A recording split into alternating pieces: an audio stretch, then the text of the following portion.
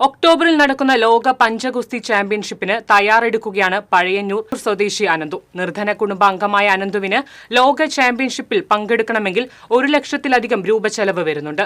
ഈ തുക എങ്ങനെ സമാഹരിക്കും എന്ന ആശങ്കയിലാണ് അനന്തുവും കുടുംബവും.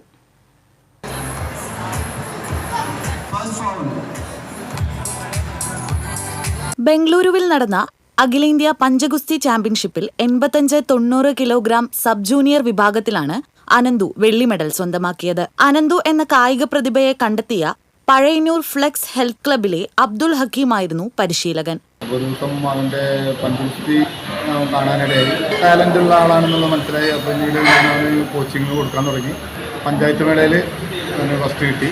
പിന്നെ അവന് തുടർന്ന് കളികളിലേക്ക് പോകാൻ കഴിഞ്ഞില്ല.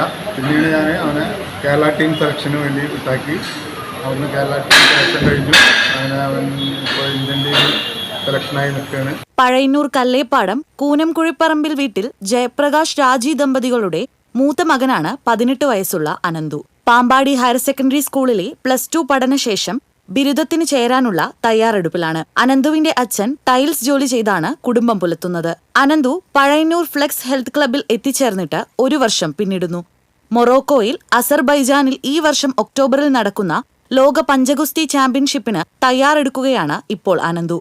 നിർധന കുടുംബാംഗമായ അനന്തുവിന് ലോക ചാമ്പ്യൻഷിപ്പിൽ പങ്കെടുക്കണമെങ്കിൽ 1 ലക്ഷത്തിലധികം രൂപ ചെലവ് വരുന്നുണ്ട്. ഈ തുക എങ്ങനെ സമാഹരിക്കുമെന്ന ആശങ്കയിലാണ് അനന്തുവും കുടുംബവും. പഴയന്നൂർ എന്ന ഗ്രാമത്തെ രാജ്യത്തിനാകെ അഭിമാനമാക്കി മാറ്റിയ അനന്തുവിന് സഹൃദരായ കായിക പ്രേമികളുടെ ഉറച്ച പിന്തുണ ഉണ്ടാകുമെന്ന പ്രതീക്ഷയിലാണ് ഏവരും. TCV news, Chelakkara.